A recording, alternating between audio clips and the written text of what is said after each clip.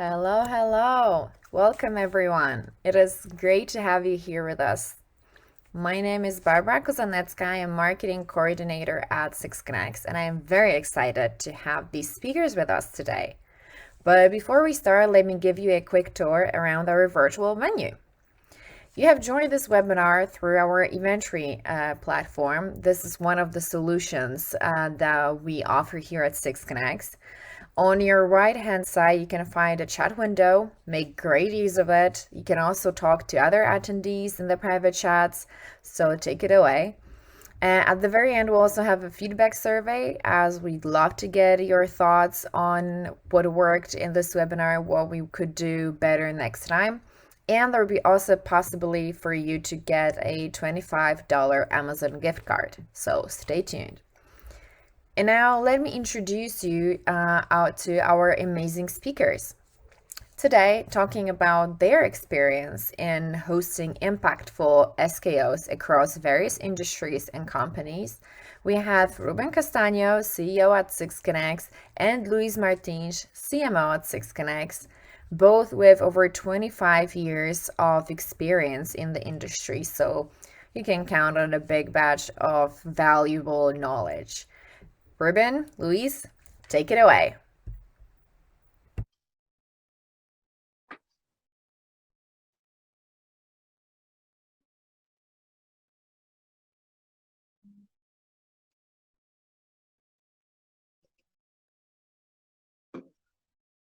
All right.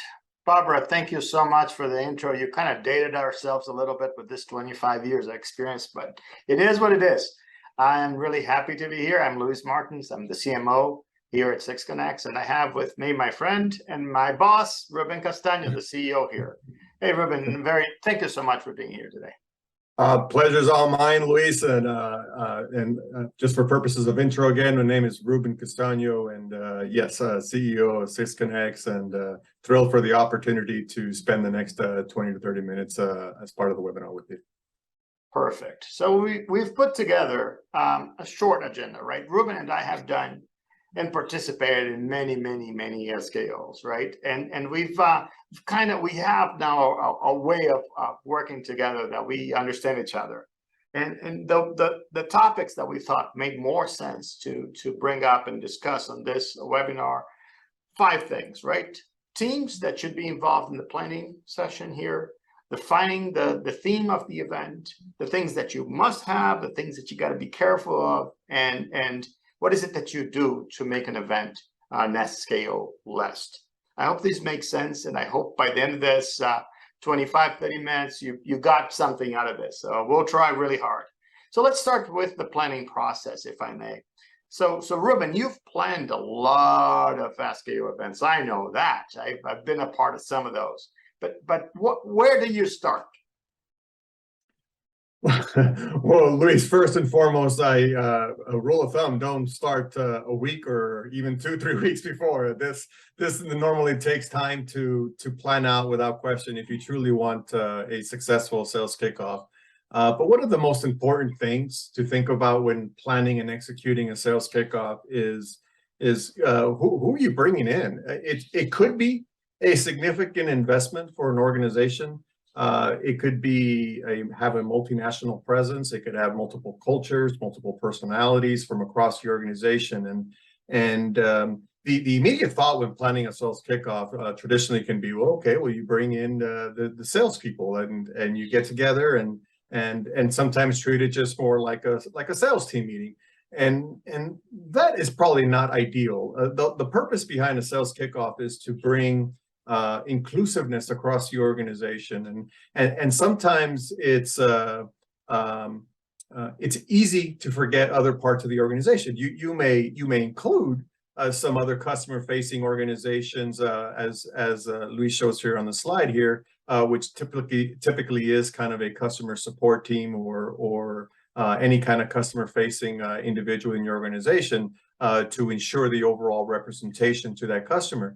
But don't lose sight that there are other investment areas within the organization that need to be part of this story, need to be part of this journey.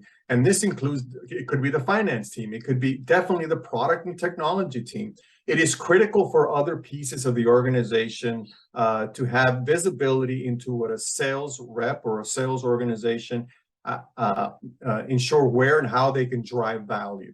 So the product and technology team has to ensure they're building towards that same path. So what you're trying to build here are synergies, and everyone's going to have a different perspective.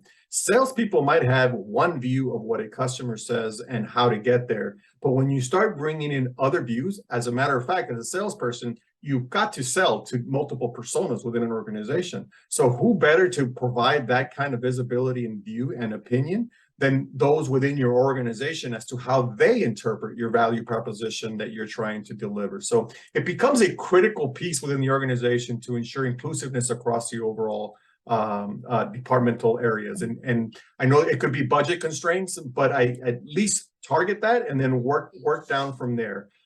And as you do that, it's imperative that you drive towards a common theme in order that you're aligning towards the right message, the right direction. And I think you got a little bit to talk about that, or some experience around aligning the proper theme to execute a given sales kickoff, Luis. This is very good, Ruben. You're right. When you get input from other things, you get a different perspective on the entire way you go to market, right? I've had surprising experiences that people from the product team just comes up with great ideas that, from a marketing and sales standpoint, you may not have started there. And I really feel that we tend to leave the theme of the event for the last thing. So you plan the location, you plan the agenda, you plan the attendees, and then you think, oh, I think we should have a theme. And you kind of have to backtrack to everything that you planned. If you start with a theme, everything kind of falls into place. It will help your marketing department come up with the right graphics. It may even influence the location of the event, depending on the goals and objectives that you have for this particular event. So when you think about the theme, our recommendation is think about your industry. See if you can do something relevant to your industry. Think about where your company is. What's your market presence, and think about your team and how ready they are to deliver on the goals for next year. So when you think about it, make it also something exciting, right? Get people fired up. Think big. I think that's what really an SKO is about. And it's really important to start on as high as you possibly can. Don't you agree, Ruben? Yeah, no question, Luis. And there's nothing more like thinking big than bringing in some keynote speaker that helps drive a message that you want to deliver that is not a voice from within the organization. What ideally you want to seek some kind of, if you can find a celebrity, those usually work well, but obviously budget constraints can get in the way. But you want a storyteller. You want someone that can drive some experiences throughout their journey. Some of the best ones that I've been to have been somebody that has been scarred through life and figure out a way to drive themselves out of those experiences. They typically become some of the highlight of these sales kickoffs, because till this day I remember some of these. I remember whether they're relative to business, whether they're personal experiences, whether they're academic or some kind of athletic experience. Those have been the most memorable ones. In fact, Luis, you and I experienced one several years ago from the real actor of, not Leonardo DiCaprio from Catch Me If You Can, but the real individual that celebrated there. And to this day, we talk about that keynote speaker and talk about thinking big, because it's been years since that one speaker we had the opportunity to be a part of, that to this day we continue to talk about. That's very true. That's very true. And to keep the whole meeting on a high note, just make sure we're talking about salespeople and pre-sales people, right? And everybody, they all like a little bit of praise. So make sure that you keep the momentum going on a high note by singing praises to your team. But when you do it, just mean it, right? Just don't do it to give an award. Not just to call somebody on the stage, give them an award, thank you very much, bye. No, be inclusive on this, right? Make a big splash. Maybe you have, the entire organization voting for best this or best that. So it's really a team decision. And when you do bring them to the stage, give them the mic. Give them the opportunity to talk a little bit about what made them be successful, right?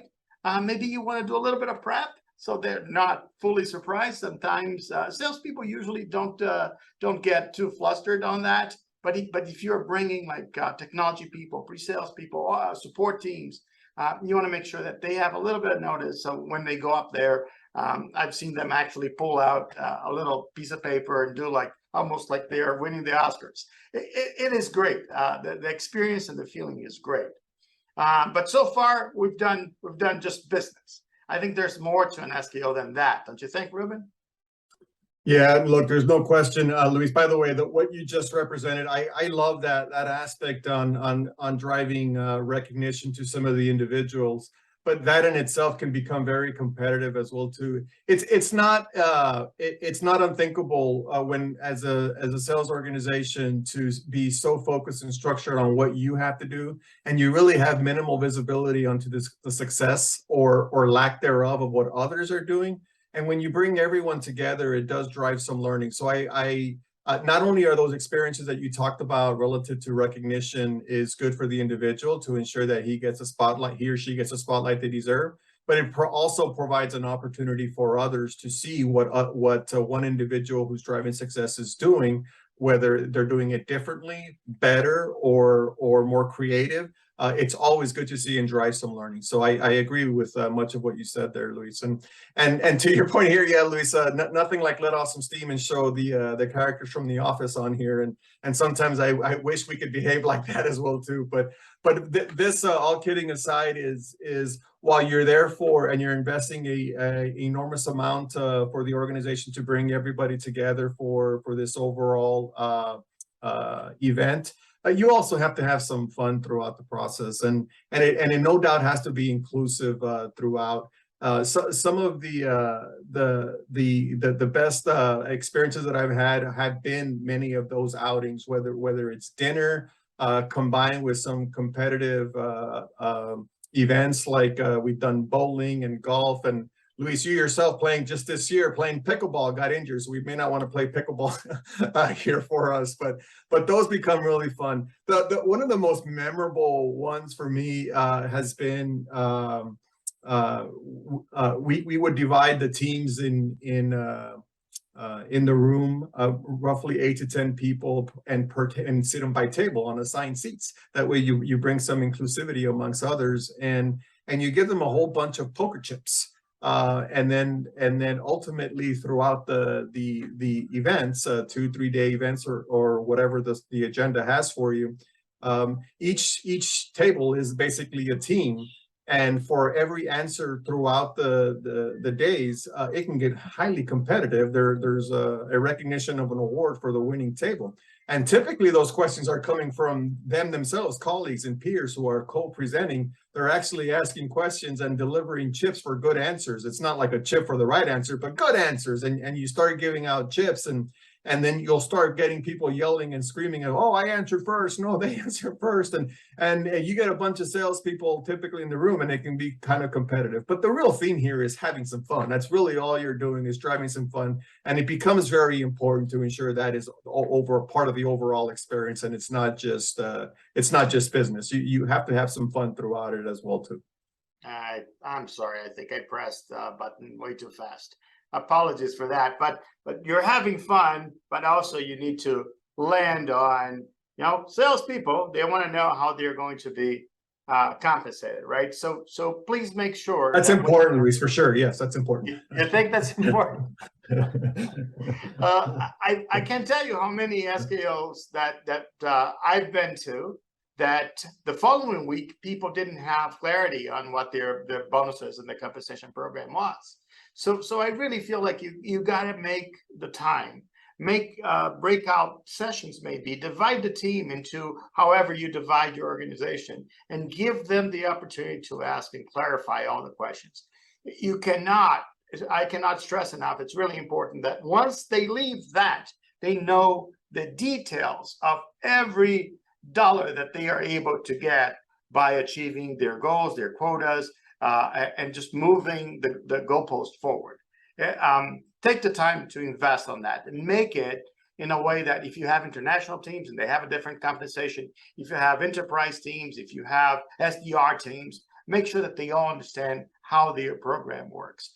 All questions have to be answered here. So when you launch the program, you're off to a very good start in the year because everybody knows. Does that make sense, Ruben? Look, there's absolutely no doubt, Luis, and you don't want to run into a sales individual that doesn't understand how they get paid or how they win. It becomes an absolute critical aspect to what their goals and milestones on their career path they're chasing. They must know how to maximize their earnings without question. Which becomes very important then, Luis. In order to do that, you have to get off to a good start, right? So it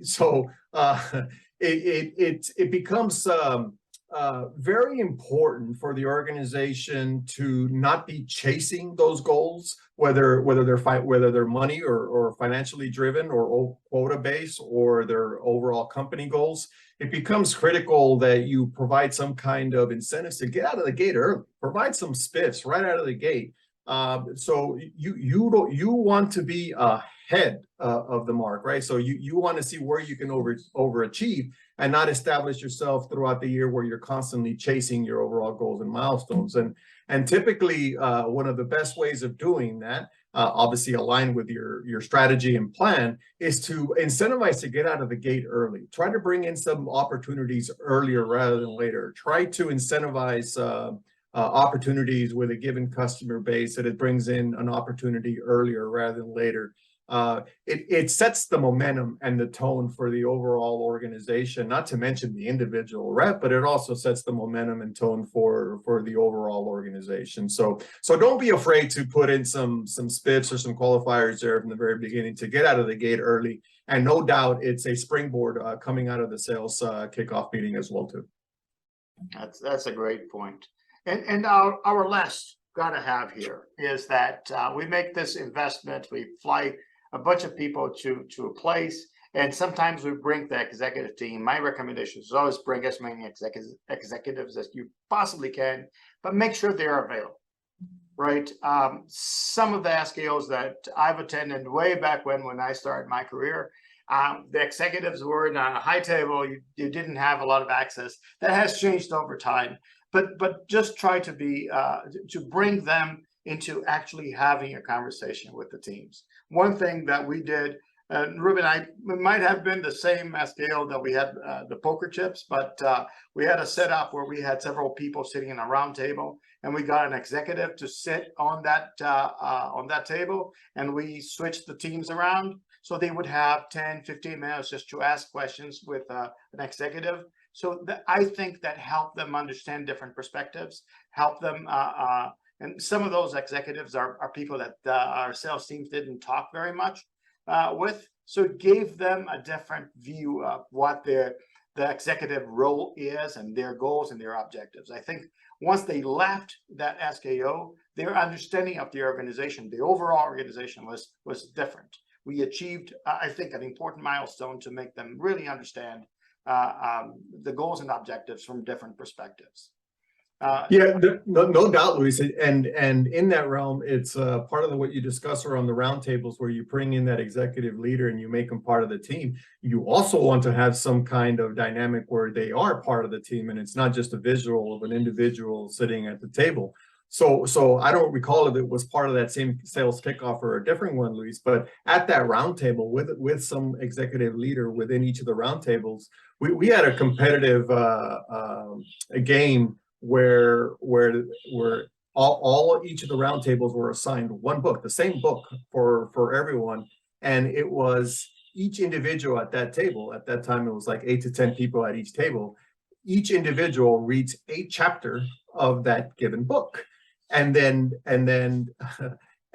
you nominate one person within. It was about a 2.5 hour game, and then you nominate one person within that table to get up on stage and tell us what the whole book was about after huddling with their teams and just asking questions relative to what was in each chapter and putting the pieces together. Now go present it on stage. That was really cool and at times fun, because what you picked up may not be accurate, but it allowed for great inclusiveness and great teamwork throughout, and not to mention a competitive landscape that we all like as part of it as well too. So that was one of the funnest ones. So it's not just about getting the executives or leaders included, but actually engage in some kind of teamwork environment like that became very fruitful for us. I remember that. That was fun. I remember.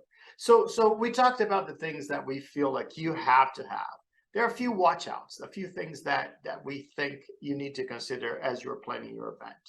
And the first one is you don't want to encourage those small groups that form during an event, right? If it's just not human nature, right? You tend to be closer to people that you relate, that you understand well. So salespeople kind of get together, technology people get together on their area there. You want to break that down a little bit. And the way to do it, in my opinion, is to come up with dynamics and opportunities. We talked about a few things that you can do, like assigning seats or assigning different tracks to different teams, to make sure that you have the opportunity and get the opportunity to mingle different people. I think that's a great way to make sure that everybody has the same access to information and hear from different teams. Yeah, no doubt, Luis. And on that same theme, it's when you're bringing individuals possibly from around the world, and as we mentioned earlier, from different departments within your organization, you're going to bring in multiple set of personalities, and as a slide dictates, and possibly can clash, but they don't have to. And I think much of the planning that you do should resemble much of what we talked about. You have to get individuals in smaller groups. You have to seek ways to drive some feedback, and you do that possibly through playing games. You have to have some engagement activities in the evenings or throughout the day that encourages individuals to get together, because you got to remember, when you start bringing in individuals from different functional parts of the org, and especially if they represent multiple languages from around the world, you've got to ensure you provide an environment where there's inclusiveness and an area of comfort, or their voice is heard. And typically that is done through some level of engagement, some fun activities, some competitive landscapes that we've talked about. That's very true, Ruben. And that has one of the things that we hear a lot, and I've read a lot of surveys post-event, which is something that you absolutely have to do. So you learn as well, and you improve for the next one. But one of the survey points that we hear a lot is that it was just too competitive for me. Because if you think about it, you cater to the majority of the teams, and salespeople tend to be competitive by nature.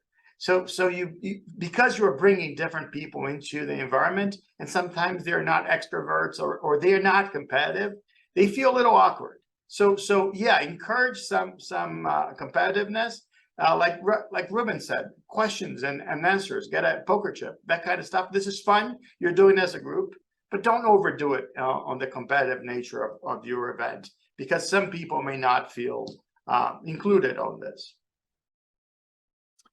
No doubt, Luis, and this as part of considering being included, this is probably the most common one asked upon.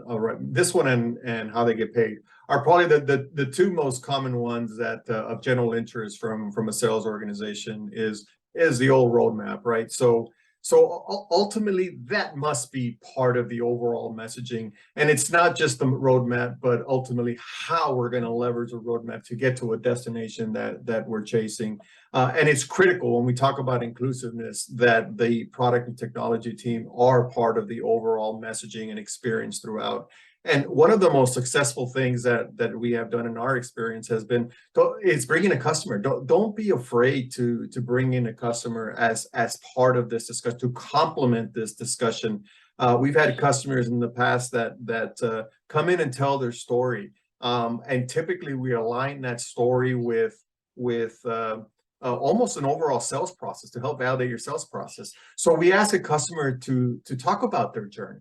talk about the overall problem they're experiencing and what brought them to evaluate a product. What criteria did they use to evaluate a product? Were we faced with a competitor? What were the differentiators or the criteria that used that allowed for the selection for the product that you represent to be selected? How did you justify it within your organization to drive the value proposition? How did you get buy-in? How in your mind you test the individual? What was that individual the champion? That individual may not even know they were the champion throughout the whole journey. So those are the kind of things you start mapping around your sales process, and you get a customer actually to speak to it in the overall journey and experience, and then complement that to your overall product and direction. Ideally, it's more than one customer, but a customer with a couple of themes as part of this has become a very powerful presence and experience that we've experienced in our past as part of the overall sales kickoff experience. Yeah, that's perfect, Ruben. And the last one, let me just share an experience. One of the events that we did, on the awards ceremony that we actually had customers come in, and they were the ones actually giving the awards and calling people by name. And a lot of those people came from the support team, right? So you go through the sales process and you get great customers, but those customers have an experience and that they're willing to share when obviously when it's positive, right? So they love coming in. And then think about the support folks when an important customer comes up and says, I'd really like to recognize this person for the work that they've done with our account. So keep that in mind. And that also drives inclusiveness throughout the organization. So those were the 5 points that we had. And we are down to our last slide, right? Because we've made all this investment. We just spoke to you about half hour. We could probably do a 2-hour conversation about this, Ruben. Just I'm sure we can, Luis. Yes. but how is it? What is it that you need to do to make that feel? To make that that content that you've created? How can you make this last? It becomes really the value proposition associated with it, is why we all do it. Many of the bubbles here that you're showing is essentially a summary of many of the topics we discussed, right? And driving engagement, a healthy competition, ensuring inclusiveness, but ultimately this cannot be treated. A sales kickoff cannot be treated as a single event per se. And it's critical that it becomes an overall journey, not an event. It has to be a process. It has to be a springboard to your destination, and you have to have a foundation as to what you base your core aspects from, right? So where are the things that you learn, the content that you can pick up from, the people you met, the resources internally that you can go to. It becomes an ongoing call it even a perpetual instance, but it becomes an ongoing journey throughout the sales rep, so they know how best to be successful throughout. And it really, really cannot be treated like a 2-3 day event, and then I go off on my own world and forget everything I learned until the next kickoff next year. So it becomes really the value proposition, I would say, Luis, that it's imperative that this is foundational, in that it's treated as an overall experience and journey, and not just a single event that I experienced for a couple of days. No, I think that's perfect, Ruben. And technology can help, right? We here at Six Connect, I think it can, Luis. we have our own technology where when we run an event like this, we just bring everybody together to experience this ongoing throughout the year by updating content, sharing new marketing content, showing the leaderboard so we know when we do our spiffs, when we do our campaigns and our sales board, we show it ever there. You can go in there and just take a look where you are positioned, what deals close, some new testimonials, all that stuff comes together. You can actually leverage it to have sales meetings. So that feeling, that whole energy that you spent by building this wonderful event just stays on, and it's there for everybody to go back and experience this. Well said, Luis. This has been great. We can do this again.